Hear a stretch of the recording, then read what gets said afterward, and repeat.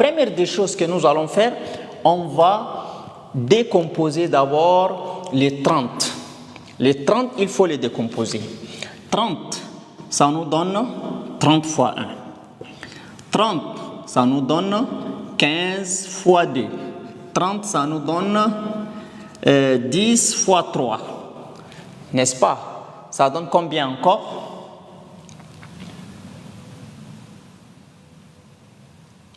30 nous donne 6 fois 5. Bien.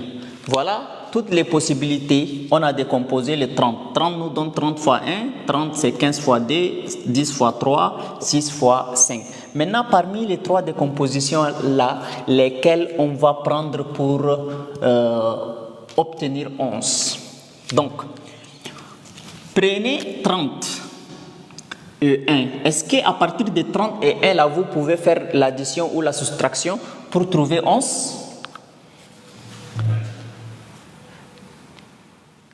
Ok. Donc, c'est le 6 fois 5 qui va nous donner. Merci beaucoup. Tout le monde nous dit que c'est le 6 fois 5. Sauf le 6 fois 5. Ici, quand on fait 30 plus 1, ça donne 31. Ça ne donne pas 11. Quand on fait 30 moins 1, ça donne 29. Ça ne donne pas 11. Ici, le 15 fois 2. 15 fois 2, on utilise 15 plus 2. Ça donne 17. Ça ne donne pas 11. 15 moins 2, ça donne combien? Ça donne 13, ça ne donne pas 11. Donc, ça ne va pas marcher. On utilise 10 et 3. 10 plus 3, ça donne 13. Et 10 moins 3, ça donne 7. Mais là, quand on utilise les 6 et les 5, 6 plus 5, c'est ça qui nous donne 11. Donc, c'est-à-dire qu'on va utiliser ici les 6 fois 5. Dans notre opération ici, moins 11x là, on utilise 6 fois. J'écris x au carré moins 11x plus, et les 30 là, c'est 6 fois 5. J'écris à la place de 30, 6 fois 5 égale 0. Maintenant, qu'est-ce que je vais faire?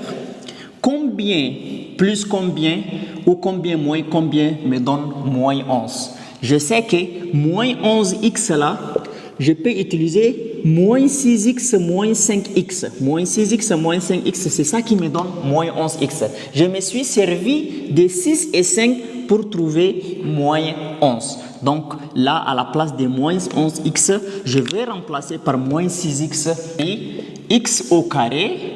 Et moins 11x, c'est moins 6x moins 5x. C'est ça qui donne moins 11x. Et là, plus 6 fois 5, qui est égal 0. Maintenant, ça, je vais prendre x carré moins 6x là comme un terme à part et moins 5x plus 6 fois 5 aussi comme un terme à part. Alors, qu'est-ce que je vais faire? Je vais décomposer les x carré, ça donne x fois x. Et je vais décomposer aussi les 6 fois x, les 6x, ça donne 6 fois x. Bien.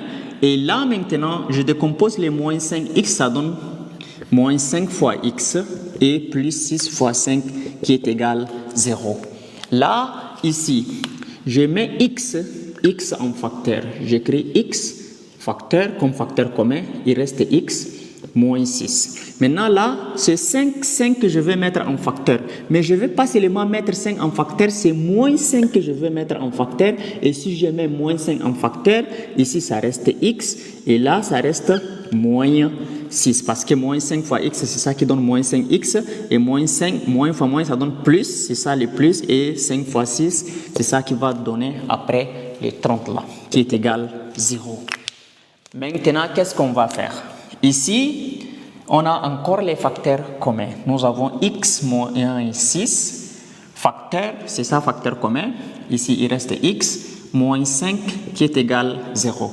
Et là, on trouve x moins 6 égale 0 ou x moins 5 égale 0. Ça veut dire que x est égal à 6 ou x est égal à 5.